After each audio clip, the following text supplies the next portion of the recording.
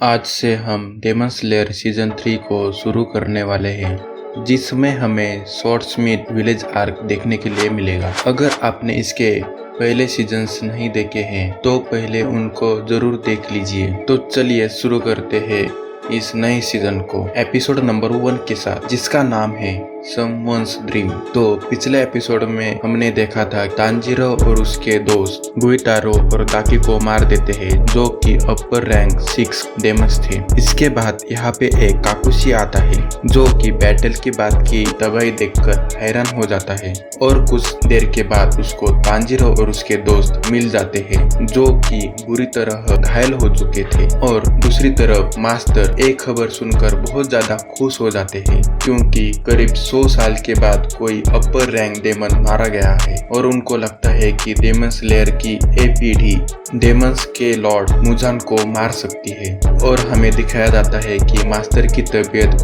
बिगड़ती ही जा रही थी। और हमें यहाँ पे पता चलता है कि मुजान ए मास्टर की फैमिली का ही हिस्सा है। इसके बाद हम आकाजा को देखते हैं, जो कि अपर रैंक 3 का डेमन है। और आकाजा जिस जगह पे होता है उसको इन्फिनिटी कैसल बोला जाता है, जो कि किसी भूल भुलैया से कम नहीं है। आकाजा सोचता है कि उसे यहाँ पर बुलाया गया है, इसका मतलब है कि कोई अपर रैंक डेमन मारा गया है। और यहाँ पे हमें नाकीमे को दिखाया जाता है। यही वो डेमन है जो इन्फिनिटी कैसल को कंट्रोल करती है। और आकाजा के दूसरे साइड में रखे हुए मटके में से एक डेमन बाहर निकलता है। इसका नाम गोएगो है, जो अपर रैंक 5 का डेमन है। और इस डेमन के आंखों के जगह पे मुंह है। और वो आकाजा को बोलता है कि उसको आकाजा को मिलकर बहुत खुशी हुई और वो करीब 90 साल के बाद मिल रहे हैं। तब हम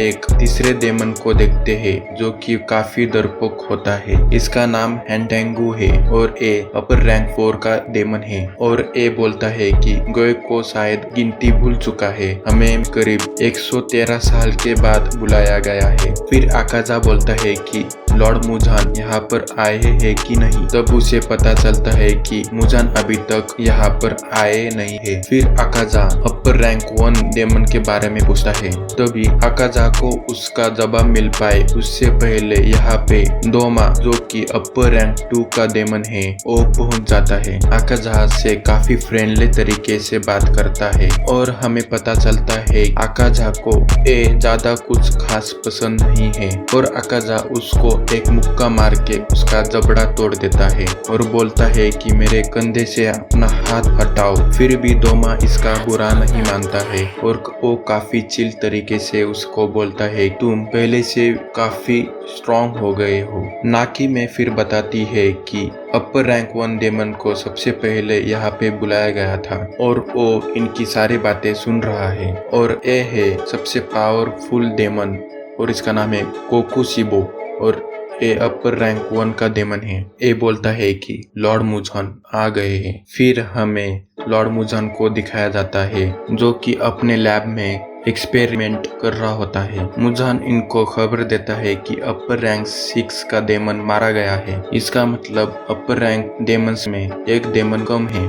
और यहाँ पे दोमा मुजान से माफी मांगता है, क्योंकि वो ही इस डेमन को मुजान के पास लेकर आया था।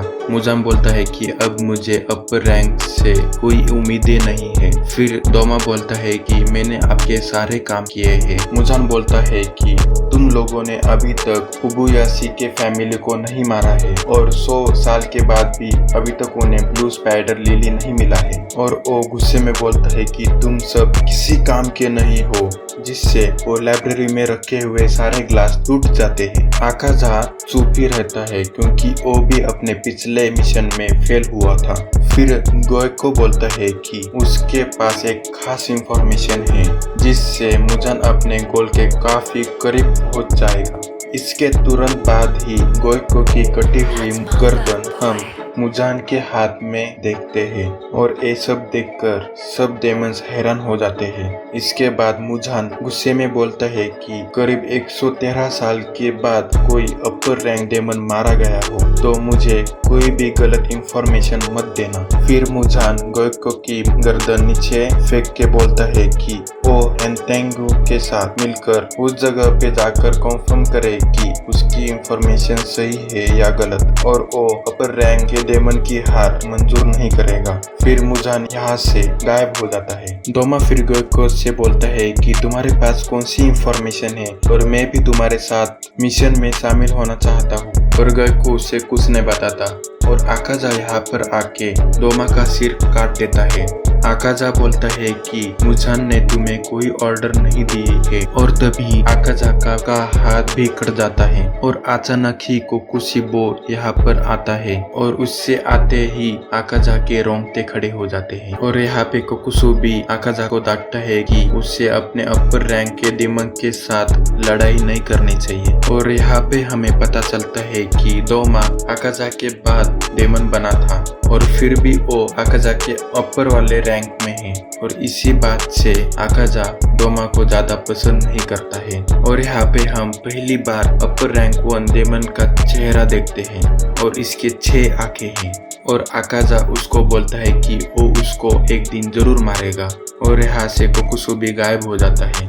और फिर हम तांजीरो के इयररिंग्स पहने हुए एक डेमन स्लेयर को देते हैं और उसकी गोद में एक बच्चा सो रहा था, और उस बच्चे का फादर वो डेमन स्लेयर के लिए चाय लेके आता है और एक काफी हद तक तांजीरो की तरह दिखता है। अपनी वाइफ और बेटी की जान बचाने के लिए शुक्रिया बोलता है। फिर तांजीरो की आंख खुलती है और उसके आंखों में आंसू होते हैं, और ये सब एक सपना था। तांजीरो सोचता है कि मैं कहाँ हूँ। तांजीरो के आंख खुली हुई देखकर कानाओ बहुत खुश हो जाती है और उसके हाथ में से फूलों का गुलदस्ता छूट जाता है। कानाओ बताती है कि वो 2 महीने से कोमा में था। फिर हम एक गोटो नाम के आदमी को देखते हैं जो कि काकुशी होता है। इसी काकुशी को तांजीरो लड़ाई के बाद मिला था। गोटो तांजीरो के लिए एक मिठाई लेके जा रहा था क्योंकि तांजीरो की नाक बहुत तेज है, तो इसकी खुशबू सुन के तांजीरो कोमा से बाहर आ जाए। और गोटो को पता चलता है कि तांजीरो को होश आ गया है और वो उसे गुस्से से बोलता है, ये तांजीरो कोमा से बाहर आ गया है तो तुमने ये बात किसको बताया क्यों नहीं, छोटी बच्ची हो क्या? और वो सबको बता देता है कि तांजीरो कोमा से बाहर आ गया है। ये सब सुन के वहाँ पे सब जन आ जाते हैं और तांजीरो अपने दोस्तों के बारे में उनको पूछता है। गोटो बताता है कि जेनेत्सु को 2 दिन पहले ही होश आ गया था और उसे अपने अगले मिशन के लिए भेज दिया है, और इनोसुके की तबीयत बहुत खराब है क्योंकि जहर उसके बॉडी के अंदर तक गया है। तो तांजीरो बोलता है कि जरूर मुझे भ्रम हो रहा है क्योंकि मुझे इनोसुके तो अपने छत पे दिखाई दे रहा है। फिर सब जन छत के ऊपर देखते हैं तो इनोसुके सच में छत के ऊपर लटक रहा होता है। फिर इनोसुके बोलता है कि मैं तुमसे 7 दिन पहले ही होश में आ गया था। फिर हमें एक एनिमल के बारे में बताया जाता है जिसके ऊपर कोई जहर का असर नहीं होता, और इनोसुके को भी ऐसे ही कोई जहर का असर नहीं होता है और कोई दवाई का भी असर नहीं होता है। करीब 1 हफ्ते के बाद तांजीरो चलने के हालत में आ जाता है। इनोसुके भी पूरी तरह से ठीक होकर अपने अगले मिशन के लिए चला जाता है,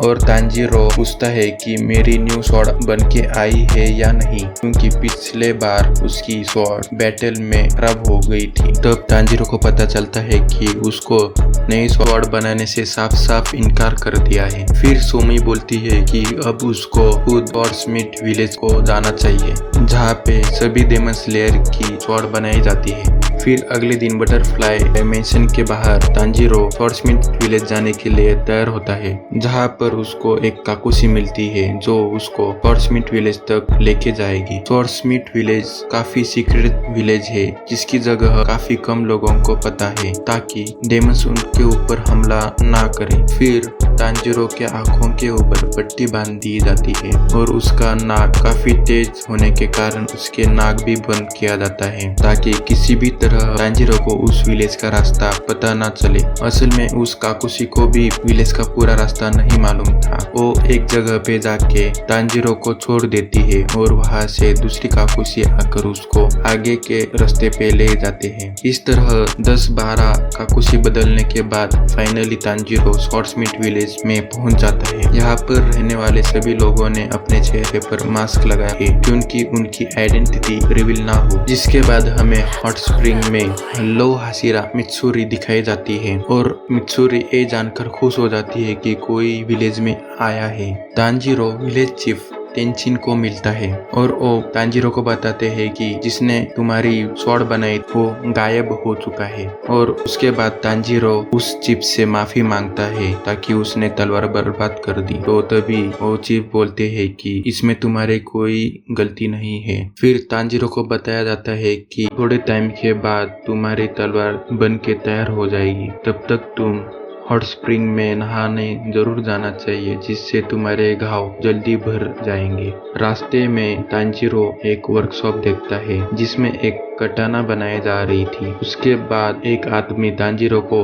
हॉट स्प्रिंग का रास्ता बताता है, तब तक उसके लिए खाना तैयार हो जाएगा। तभी उन दोनों को एक जोर से चिल्लाने की आवाज आती है और ये मित्सुरी थी जो कि चिल्लाते हुए पहाड़ से भागते हुए नीचे आ रही थी। तांजीरो उसको थोड़ी धीरे चलने के लिए बोलता है, नहीं तो उसके कपड़े खुल जाएंगे। मित्सुरी बोलती है कि ऊपर मैंने एक लड़के से नाम पूछा था तो उसने मुझे इग्नोर कर दिया। अब तांजीरो हॉट स्प्रिंग के पास जाता है, तभी उसको एक टूटा हुआ दांत आके लगता है। उसे तालाब में एक लड़का दिखाया जाता है। वो वही लड़का है जो तांजीरो के साथ फाइनल सिलेक्शन में था। तांजीरो भी अपने कपड़े निकालकर तालाब में नहाने के लिए चला जाता है और गेन्ना के साथ दोस्ती करने की कोशिश करता है। तब गेन्ना उसका सिर तालाब में डुबाकर बोलता है कि मुझसे बात मत करो और ऐसा कहकर वो वहां से चला जाता है। शाम को हमें दिखाया जाता है कि तांजीरो को पता चलता है कि मित्सुरी इनुस्के से भी ज्यादा खाना खाती है। तांजीरो को पता चलता है कि वो लड़का गेन्ना सानिमी का छोटा भाई है, लेकिन सानिमी ने ये कभी नहीं बताया था कि उसका कोई छोटा भाई है।